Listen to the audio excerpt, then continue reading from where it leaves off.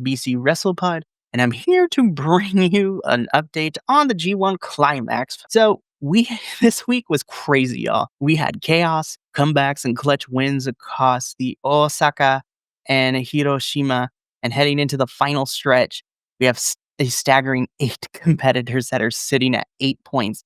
This thing is wide open. So let's recap this week of B Block and briefly, talk about all the matches, about who's thriving, who's fading, and what this means heading into the home stretch of things. So let's take a look at the July 30th Osaka shows. We saw YOSHI-HASHI obviously defeating Gabe Kidd in a forfeit. So Gabe Kidd G1 run, of course, is a ghost run. He had to drop out due to injury. YOSHI-HASHI picks up an easy 2 points via forfeit, keeping his top of the block status alive. But momentum-wise, it's not much to build on. Next up at the Osaka show, we had the Great O-Khan defeat El Phantasmo. O-Khan outclassed ELP in a methodical bout that exposed the cracks in ELP's confidence. At this point, ELP's tournament has fully derailed, while O-Khan quietly moves up with a solid win. Next up, we have Shingo Takagi defeating Shota Umino. This was vintage Shingo, gritty, high energy, and punishing. Shota's momentum gets halted here, while Shingo reminds everyone he's still a factor in this block. And then finally, while not necessarily my favorite encounter, still a lot of fun to watch, Zack Sabre Jr. defeating Konosuke Takeshita. This was technical wrestling at its peak. Zack played the long game, baiting Takeshita into his place, and ultimately picked up his important win of the tournament so far. Takeshita's rise is slowed, but he still looks dangerous here. So the Osaka takeaways here is that YOSHI-HASHI, Drilla, and Zack all move to 8 points. Shingo regains momentum, ELP drops to 2-4, and B Block continues to tighten up. So now, let's go into the August 2nd shows in Hiroshima, which kind of capped off Block B for this week. So, Ren Narita obviously defeated Gabe Kidd via forfeit, so this was another auto win. From the Gabe Kidd situation, Narita jumps to 8 points, but like YOSHI-HASHI, she didn't get to sharpen his skills this particular round. Next up, we have Shingo Takagi defeating ELP. This one was scrappy and emotional. Both men came in with their backs to the wall, but it was Shingo who delivered when it counted. He moves to 6 points. ELP now buried at 2 and 5, mathematically eliminating him from the B block for G1. So ELP unfortunately is out for the rest of the tournament, but he could be a disruptor to some folks who kind of need the wins a little bit more, but we shall see how that goes. We next up have Konosuke Takeshita defeating Drilla Moloney. This was a sprint turned slugfest. Should have showed he can handle the powerhouse and kept up the pressure. Drilla gets humbled here while Takeshita climbs right back up to 8 points. And then finally, we have Zack Sabre Jr. defeating the Great O-Khan.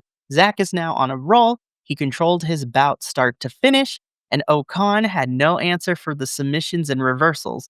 Zack quietly moves to 8 points, just like nearly everyone else. So, the takeaways for the Hiroshima B block matches.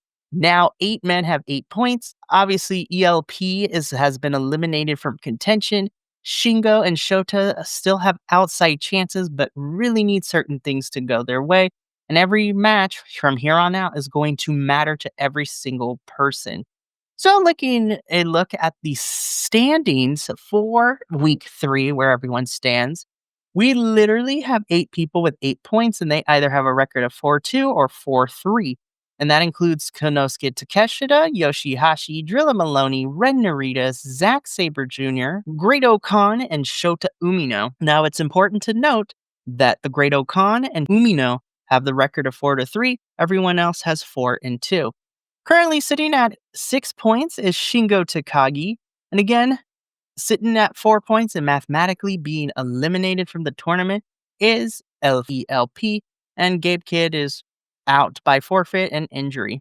So let's analyze week 3 to kind of conclude ourselves for this week. The 8-point pileup is unprecedented. This is no longer about consistency. It's about tiebreakers, head-to-head records, and nerves. Everyone's got to give it everything they have in order for them to win. Takeshita still feels like the guy to beat, in my personal opinion. Even in defeat this week, he looked like the total package. Fast, strong and smart. Zack Sabre Jr. is peaking at the right time. The loss to Narita definitely hurts this week, but wins over Takeshita and O-Khan gave him leverage.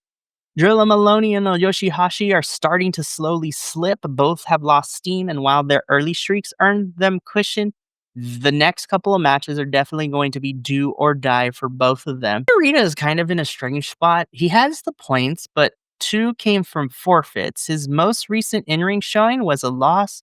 Is Ren Narita fading to be eliminated from this tournament? Shota Umino is scrapping his way back in. The win over YOSHI-HASHI is clutch, and if he takes one more big scalp, he's in the mix for a semi-final spot. But the easiest thing to say is that Shingo Takagi is probably the wild card. He needs to win and hope for chaos in order for him to be able to be in contention.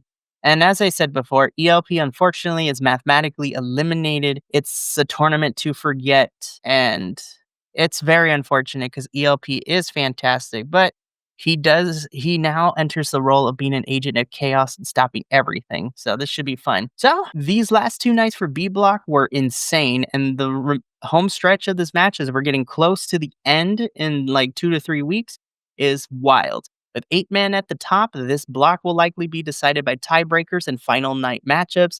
The G1 this year is absolutely delivering. Next week, either someone pulls ahead or the chaos continues.